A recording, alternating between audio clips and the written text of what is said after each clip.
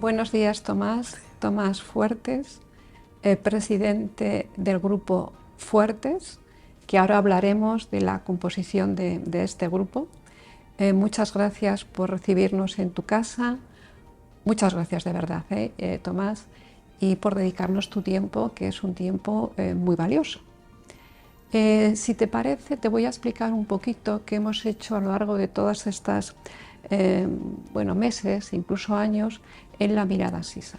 Hemos hablado con personas que han dedicado su vida a diferentes disciplinas y nos hemos dado cuenta que no hemos tenido hasta el momento la visión de un gran empresario. Y tú, Tomás, eres un gran empresario y además de una persona de unos valores que a lo largo de la conversación vamos a ir descubriendo.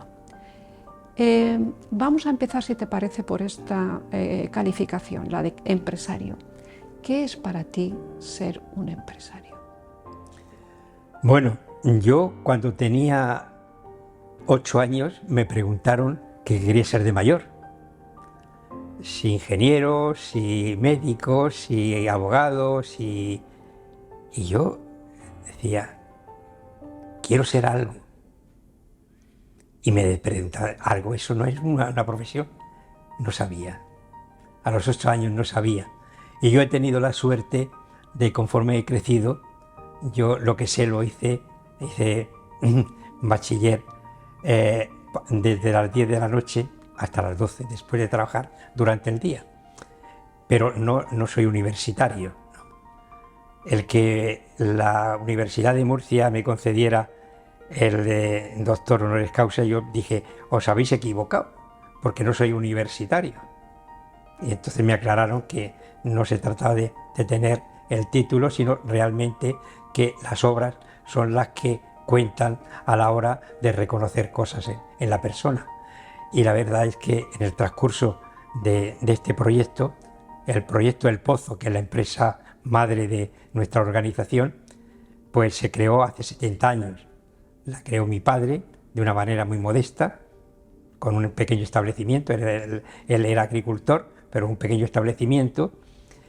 Y ya pues en los últimos, por supuesto, 35 años, ha sido cuando esto ya formó parte, y entonces me encontré con mi vocación, porque yo, si me preguntan qué vocación tienes, no me preguntan qué profesión, sino qué vocación.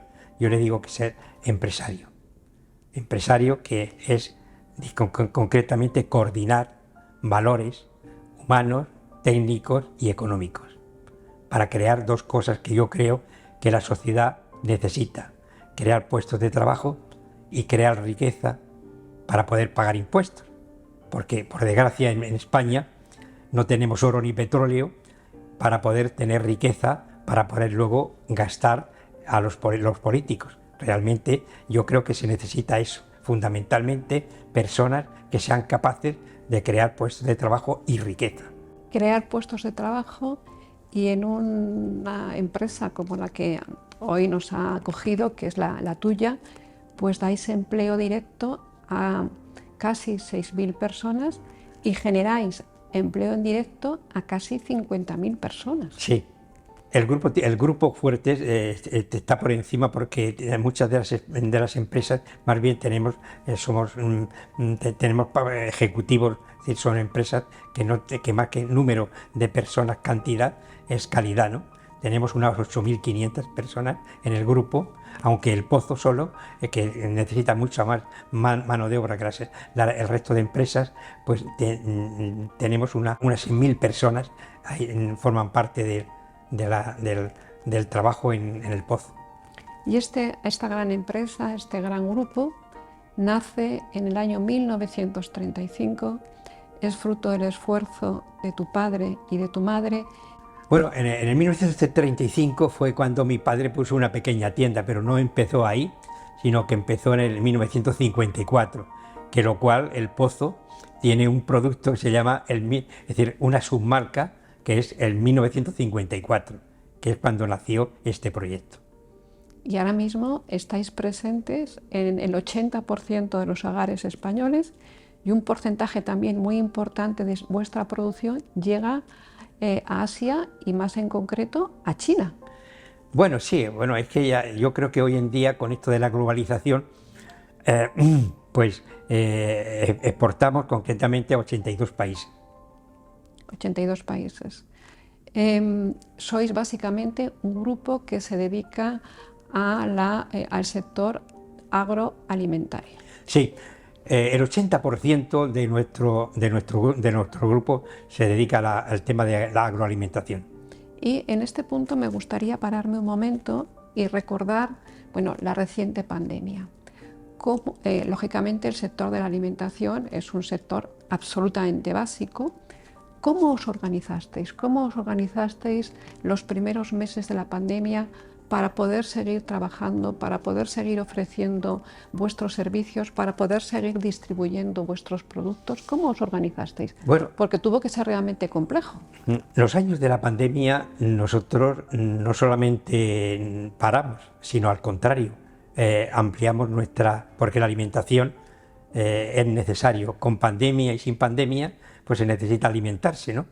Y realmente en la época de la pandemia nosotros crecimos, tuvimos un incremento de nuestra producción porque en cierto modo había demanda. Me refiero porque entonces había preocupación si no había suministro en los supermercados de alimentos y tal, y realmente pues aquello contribuimos a que esa preocupación no existiera y nosotros incrementamos nuestra producción.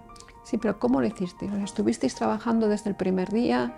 ¿Qué medidas adoptasteis para tener, bueno, pues la mayor seguridad posible?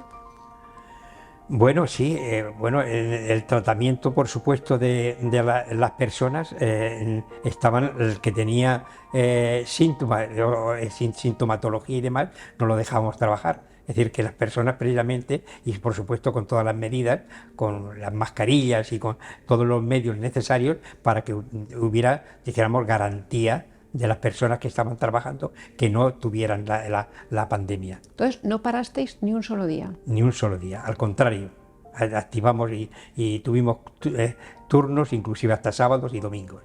Hemos comentado vuestros orígenes, el año 1935, posteriormente la creación como tal del grupo en 1958. Exacto. Pero desde 1958... 54, perdón, al día de hoy, ¿cómo se construye una empresa de esta magnitud? Pues como se construye un edificio, ladrillo a ladrillo, es decir, un proyecto de lo que quieres hacer y sabiendo poner los ladrillos, es decir, que en cierto modo, poco a poco, nosotros, nuestro proyecto podría ser ejemplo para muchas personas, porque nació de la humildad y tenemos un fondo nuestro que precisamente queremos ser un poco más de lo que aparentemos, ¿no? Hoy en día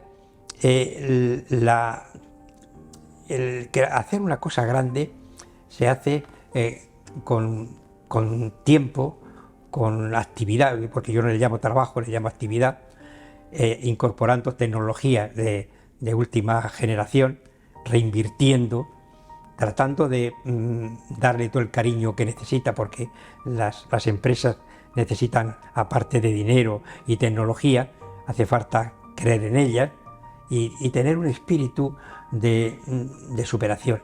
Siempre hemos dicho que no queremos ser los más grandes. Nuestro objetivo es ser los mejores. Nosotros luchamos por ser los mejores, no los más grandes. Y como grande, pues claro, la dimensión puede ser relativa. Para uno 100 es poco y para uno 1000 o 100 es mucho, ¿no? Pero nosotros nos sentimos muy satisfechos porque disfrutamos, o al menos tratamos de disfrutar con lo que estamos haciendo. Pero en este intento de ser los mejores, que es evidente que lo habéis logrado, el liderazgo es importante, ¿no? Tu visión y la visión de tu familia es importante. ¿Cuál es esa visión? ¿Qué visión tienes ahora mismo? ¿Por dónde van a ir los tiros en las empresas de alimentación? ¿Cómo lo ves? La alimentación del futuro será una alimentación personalizada. Por ejemplo, la ropa lo ha resuelto con la talla y el modelo. Cada uno llevamos el modelo que creemos más cómodo y el que más nos gusta, es decir, la talla y el modelo. La alimentación, que hay cientos de miles de alimentos, es muy compleja. Y la alimentación personalizada es que, aunque hay todos los alimentos que están autorizados por sanidad, todo, el 100%, son buenos. Pero depende de la composición que tiene el alimento y la dosis que tiene que tomar a la persona, porque cada persona somos un mundo. No nos parecemos físicamente, ni inclusive hermanos. Tenemos un metabolismo pues distinto. Y además, como médico que eres, en el tema lo sabrás interpretar mejor que yo. Hay que tener en cuenta, para hacerte una alimentación apropiada a tu organismo, pues el genoma, el metabolismo, la edad, el trabajo, el ejercicio, es decir, y entonces ver, yo creo que con la inteligencia artificial, cuando hayan trillones de logaritmos que cojan la inteligencia artificial y los mueva en el procesador y te digan concretamente, porque todos los alimentos tendrán una composición que cogerá esa inteligencia artificial y los podrá acoplar a las necesidades que tu organismo necesita. Porque una buena alimentación salva muchas vidas, muchísimas vidas, la alimentación. Yo creo que la alimentación, porque la persona al año entra por la boca 1 tonelada, 1000 kilos, unos 2,5 3 kilos diarios entre sólido y líquido. Si lo que entra por tu boca, que va a todo el aparato digestivo, y luego el aparato digestivo transmite las proteínas, los hidratos a través de la sangre y a través de todo tu organismo, pues será, y yo creo que si eso se controla, la persona es posible que tenga más longevidad, porque la persona puede vivir perfectamente, para lo que estén oyendo, 120 años. Nuestros órganos están preparados normalmente, puede ser que para vivir 120 años. Si no vivimos todos esos años es porque hemos cometido un poco de abuso con nuestros organismos.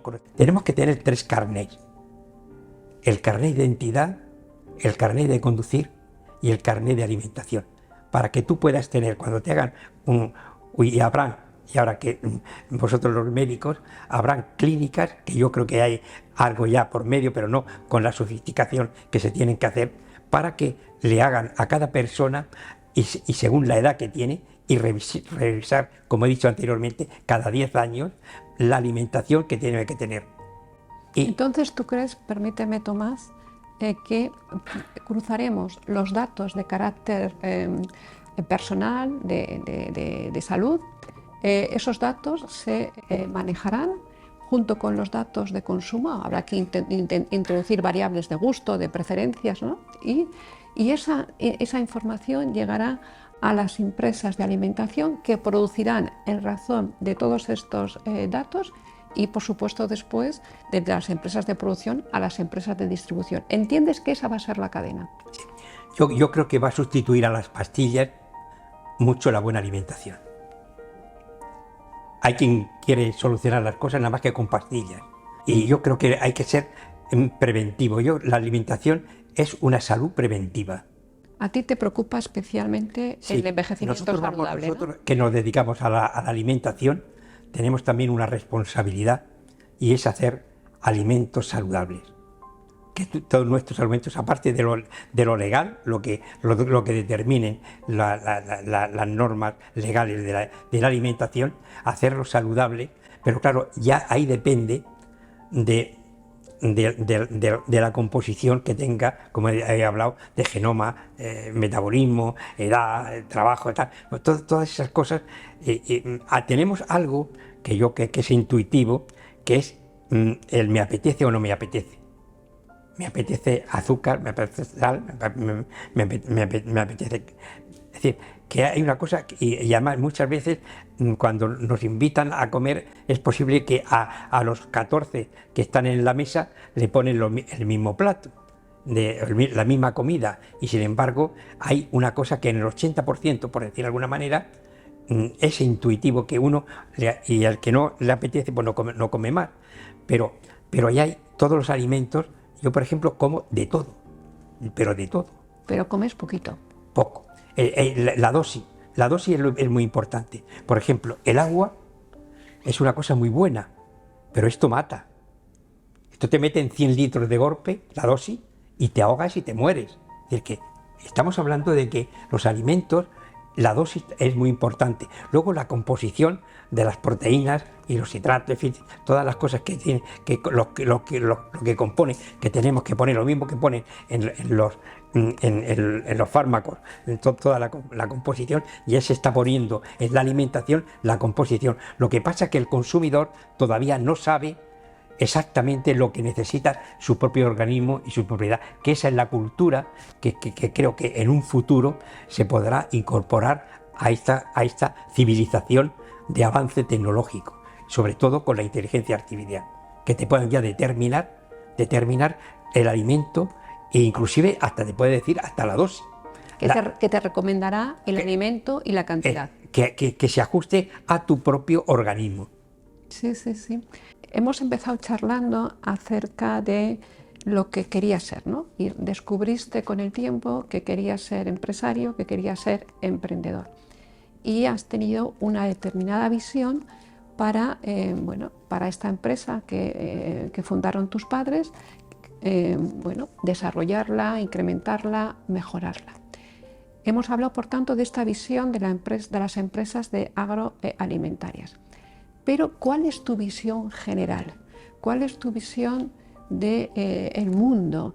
¿Qué te parece que nos va a ocurrir? De la alimentación, pues lo que está hablando de la alimentación personalizada, ¿no? Referente al futuro, pues nosotros las personas, pues lo único que tenemos, me refiero, hablo en general todos, es tu voto para elegir a las personas que pueden hacer todo el mundo, pero hoy en día el tema político pues es el que domina, es decir, y los medios de comunicación, y realmente los ciudadanos pues estamos en tercera fila ahí pues, a ver lo que nos dan los políticos y que nos dan los medios de comunicación para poder realizarse cada uno en la medida que tiene. Siempre, pero hay que tener una formación de hacer las cosas legales y morales. Y ahora, lo que hace falta es que muchas veces, según las ideologías, no funciona, es decir, hay una variedad muy grande. Entonces, lo único, el empresario, yo creo que no somos de ningún partido, es decir, somos de todo, porque trabajamos con la parte social y la parte económica, la parte técnica, ¿no?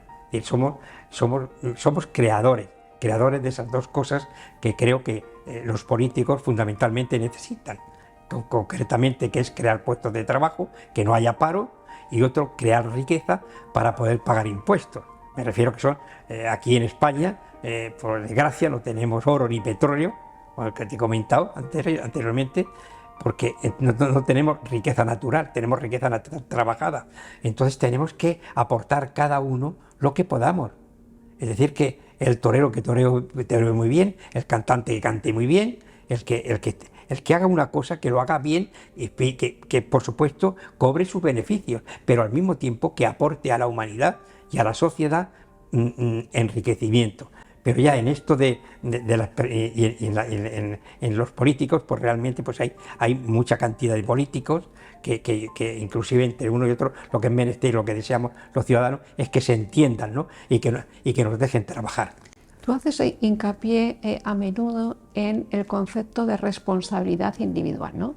De lo que debemos hacer con nosotros mismos y lo que debemos ofrecer a la sociedad. Es una responsabilidad, que duda cabe, ¿no? Yo pienso que el haber nacido, hay que hacer negocio con haber nacido. La persona más humilde tiene valores para asustar. Lo que pasa es que hay una cosa que yo sé tú como médico, pero me refiero a hay una cosa que no les deja, y es por la pereza. Pereza física, pereza psíquica y pereza emocional. Hay 3 perezas. Esa persona lo quiere dejar todo para cuando se muera, para después de morirse.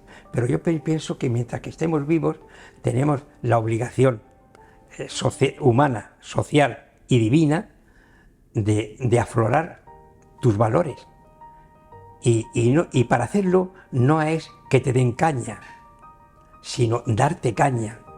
Y darte caña no quiero hablar de un autodidacta, una persona que sea autodidacta, sino que esa persona sea medianamente inteligente. No estoy hablando de una persona muy inteligente, pero medianamente. Porque, ¿qué quiere mejor la salud que el enfermo?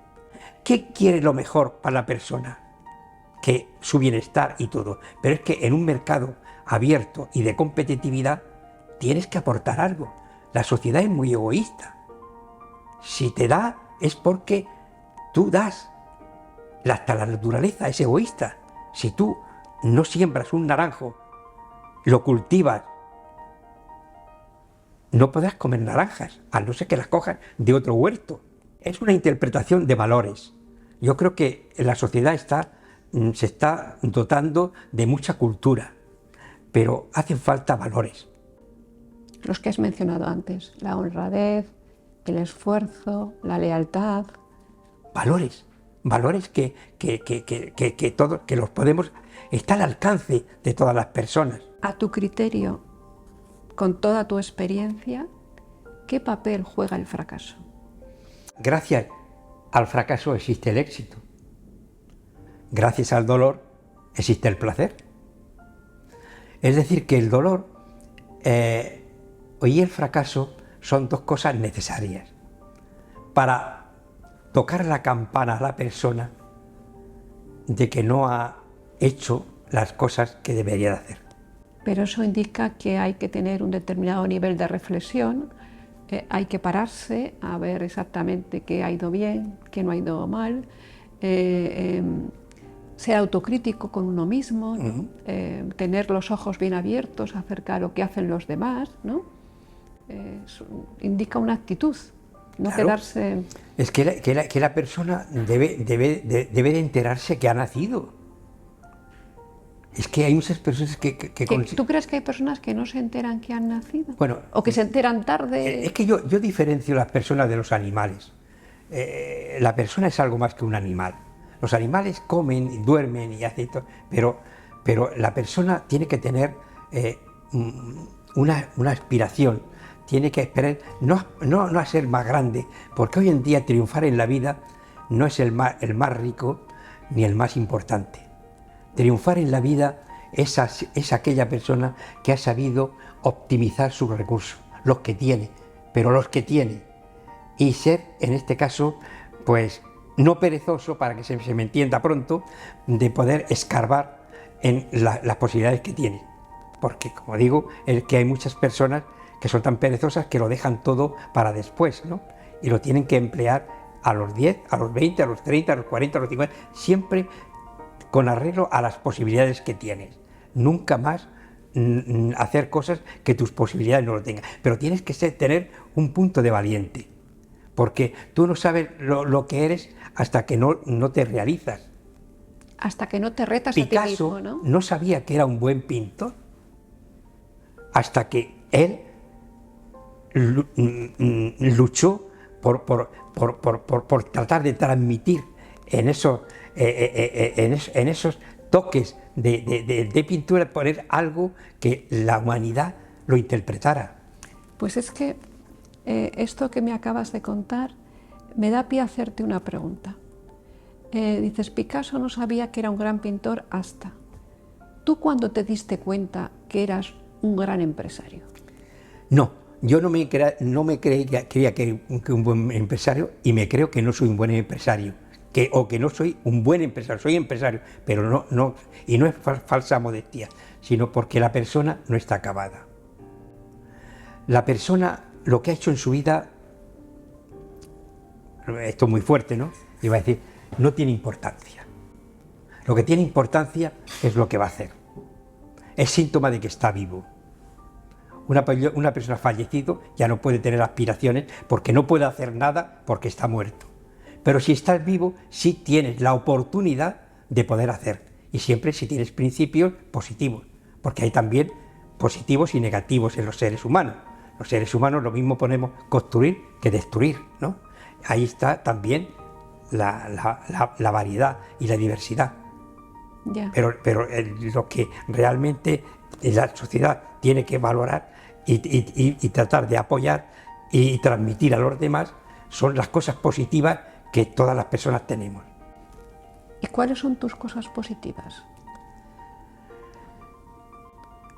Lo que vale más de lo que cuesta. Pero no me refiero de dinero, sino si tú haces un esfuerzo, tiene que valer más del esfuerzo que has hecho. Y para eso tienes la imaginación y la cultura, para saber valorarlo. Es decir, tienes que medir tus posibilidades y aplicarlas. Y no ser, en la vida hay que ser ambicioso, pero no hay que ser avaricioso. El avaricioso es el que quiere tener algo que no le pertenece. Sin embargo, el que es ambicioso es porque cree que lo puede hacer. ¿Y tú te identificas como una persona ambiciosa? Sí. Ambiciosa, sí. Sí, bueno, y yo le recomiendo a todas las personas que sean ambiciosas con sus posibilidades. Porque, repito lo que he dicho anteriormente, la persona más humilde que haya encima de la tierra tiene valores para asustar. Si lo viéramos los valores que tiene una persona humilde en una bola de cristal y viera lo que es capaz de hacer esa persona, él mismo se asustaría. No se creería que lo que sale en la bola de cristal esa, no se lo creería. Pero hay que creer. Hay que creer. Como aquel que dice, yo no sé porque no me han enseñado. No, no, no. Tú no sabes porque no has querido aprender. No porque no te han enseñado. Es que hay que ser un poco valiente en la vida. Es que está muy bien la comodidad. Si la comodidad está muy bien, pero hay personas que están en un sillón de plumas y están incómodos, y uno que está sentado en un banco de madera está cómodo. Es decir, hay que hacer negocio con lo que tú, con lo que tienes alrededor, siempre con unos valores y una ética. Y ya todo lo demás, pues, en un entorno que a veces te es más agradable y otras veces menos desagradable. Pero la vida es esa, la vida es muy variopinta. Pero ahora con la globalización y la competencia mundial, es que hoy en día hay que ser, nosotros somos una empresa de pueblo, pero tenemos que ser los mejores del mundo. No los mejores de Murcia, ni de España, ni de Europa, sino del mundo, porque puedes competir, lo que preguntabas anteriormente, con los japoneses, con los chinos, con los americanos, con los australianos, pero en tiempo real. Hoy en día, con las tecnologías, el conocimiento viaja por segundos, el conocimiento. Y las mercancías, ya lo estamos viendo, la logística también se mueve también con mucha facilidad. Y es diferente, yo que llevo varias décadas en gestión, me cambio, cada 10 años me cambio totalmente. Yo digo que me corto la cabeza y me la pongo de nuevo cada 10 años, en el sentido de, ¿por qué? Porque tienes que asimilar toda la evolución que el mundo tiene, y a lo mejor las cosas que tú hacías antes, que eran muy buenas, hoy en día no tienen la aplicación. Y es una cosa muy buena de que en la vida hay que ser progresista, pero también conservador. No han sido tan tontos nuestros antepasados que no haya algo que se pueda utilizar. Y es decir, que por eso en el mensaje que damos en nuestra organización es que con lo mejor del ayer y lo mejor del mañana hacemos el hoy. Es decir, la realidad es hoy. Lo de ayer es una realidad, pero que se ha pasado. Y el futuro es una realidad posiblemente, pero que está por venir. Pero la realidad es la que tenemos. Y tenemos que fabricarla con parte de lo positivo del ayer, de luchado y trabajado con ideas y cosas que son aplicables al día de hoy, son útiles. Por eso he dicho que las cosas tienen que valer más de lo que cuesta. Y que se entienda bien que no hablo de dinero, hablo concretamente de todo, de que cuando tú haces una cosa tienes que ver que, y es cuando verdaderamente recibes autoestima y te da valor para poder seguir luchando en la vida, porque la vida es lucha. Tú cuando naces, no nace una persona, nace un guerrero o una guerrera, y la vida es una guerra, batallas todos los días, y tú tienes que luchar por ello. Ahora, si le dices no a mí, bueno, y una de las cosas que hay que meditar un poco es que hemos estado 20 años subvencionados. Nuestros padres nos han comprado los libros, nos han dado de mamar, nos han dado de comer, nos ha hecho durante 20 años. Entonces, ese cerebro ha asimilado una palabra que se llama subvención. Y luego, si ese hombre, esa persona, hombre o mujer, no tiene valores humanos, que es dignidad, amor propio, vergüenza y muchas cosas más que tiene que tener la persona, no se da cuenta. Y quiere que cuando sus padres ya dejen de subvencionarlo, no pasar de protegido a protegerte, y luego proteger, si tienes matrimonio, tienes hijos, para pagar con tus hijos la deuda que has adquirido con tus padres, que es la ley de sucesión. Es decir, que hay que ser un poco reflexivo, y además lo que estoy hablando no es de libro, ni se estudia, es de sentido común. Para mí hay dos cosas que yo me acojo mucho a ellas, que es al sentido común. Yo tengo dos profesores, que uno es el sentido común y otro es la naturaleza. La naturaleza, cuando yo, una cosa de la naturaleza, le pregunto a la naturaleza, ¿tú qué harías? Y la naturaleza te responde.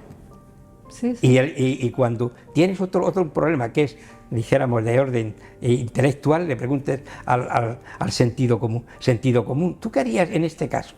Y entonces el sentido común dice, pues yo diría esto, y le hago caso. Le hago caso al sentido común y a la naturaleza, que son uno natural y otro intelectual, que existen para trabajar en el día a día.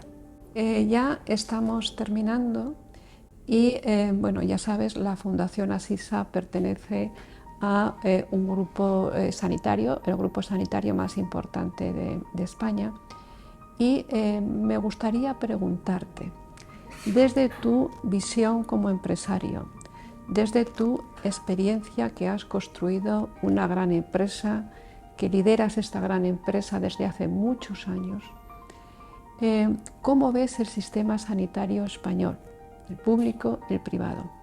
¿Qué crees, qué cambios crees que deberían realizarse en el mismo?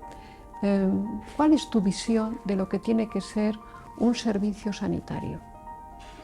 Bueno, no puedo hablar ampliamente porque para eso hay que ver un poco más, pero yo diría una cosa. Nosotros, el servicio sanitario en nuestra empresa para nuestros trabajadores, pues mira, tenemos aquí 2 médicos, tenemos 8 enfermeras, 2 auxiliares y hasta una psicóloga. Y tenéis farmacia también, Sí, ¿no? sí, 2 farmacias, en un sitio y en otro, para resolver las cosas, dijéramos, de urgencia, ¿no?, que puedan haber. Es decir, que nosotros nos hemos preocupado de la salud de nuestros trabajadores y de nuestra gente, ¿no? Ahora, la salud de los demás, pues ya hemos estado hablando de que la alimentación y lo que se refiere el médico, el sistema, yo creo que se está avanzando muchísimo, porque oye, ahora mismo pues te cogen un corazón, te lo quitan y te ponen otro, un hígado te lo ponen, en fin, yo creo que ha avanzado muchísimo y yo creo que poco le podemos pedir a la investigación de la clase médica. Lo que se hace falta es concretamente que se aplique bien aplicado, se aplique bien aplicado. Y yo veo un futuro bueno en el mundo del progreso, porque ya por ejemplo, lo he dicho, la inteligencia artificial va a ayudar muchísimo también al desarrollo de la medicina, para la alimentación, para la medicina y para muchas cosas que va a haber, pero que también que se que se sepa utilizar, porque el que inventó el cuchillo lo inventó para cortar y facilitar, y también el cuchillo puede hacer una cosa fea en un ser humano, puede hacer cosa buena, pero también cosa mala, ¿no? Es una herramienta y las herramientas hay que utilizarlas bien, se pueden utilizar mal, por supuesto. Bueno. Yo como resumen diría que la persona tiene que darse cuenta que ha nacido y antes de morirse debe de escarbarse y no hacer otra cosa que no sepa o pueda, pero sí hacerla, y para eso hace falta ilusión. Dice que el arte de vivir es el arte de enlazar ilusiones. Si tú tienes una ilusión, luchas por ella, y antes de que culmine, la consigas o no la consigas, tener otra. Tienes otra nueva. El arte de enlazar ilusiones. En la vida yo creo que eso te ayuda a poder aflorar todos esos conocimientos que tienes, sobre todo para el servicio de la humanidad y de la sociedad. Y los que todavía creemos, pues también divino, porque después de ahora, cuando nos moramos, pues algo más tenemos que esperar, porque si no tenemos una esperanza, dices que yo me voy a morir, voy a desaparecer. Sí desapareces, pero tu espíritu no va a morir, él va a seguir en otro camino. Tu cuerpo va a desaparecer, pero tu espíritu va a seguir adelante. Por lo tanto, hay que prever y sobre todo tener un poco de fe y de confianza en que va a haber, dijéramos, vas a tener, ya que no puedes vivir más de 120 años, pues tener una aspiración para que dentro de 300 años puedas tú tener algún respiro en algún sitio por ahí, el espíritu, ¿no? Bueno, esto es bromeando un poco, ¿no? Muchísimas gracias, Tomás, de nuevo. Ha sido, sé que es un privilegio que nos hayas dedicado este tiempo, es una deferencia por tu parte hacia todos nosotros, hacia la Fundación Asisa. Estamos especialmente agradecidos. Eres una persona muy ocupada. Todo lo que hemos visto esta mañana, todo lo que has construido, no se hace sino con muchísimo trabajo, con mucha ilusión, como acabas de decir, y en fin, hemos sido testigos de una conversación extraordinaria. Muchísimas gracias.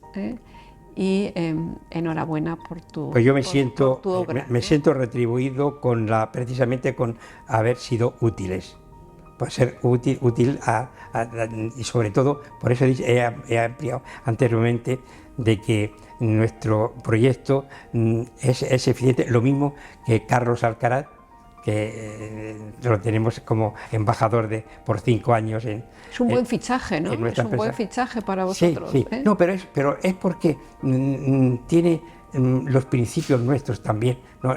Aparte de que lo contratamos un poco antes de ser el número 1, pero es que ha coincidido, que lo conocemos muy bien personalmente, pero es porque coincide con lo que somos en realidad, así que muy contentos. Así que pues te lo vuelvo a decir, Tomás, muchísimas gracias. Ha sido un privilegio compartir este rato contigo y bueno, pues hasta la próxima ocasión. Lo que es menester que sea útil para alguna de las cosas de mi experiencia, que pueden ser de utilidad para alguna persona, que de esa manera yo la verdad me sentiré muy satisfecho.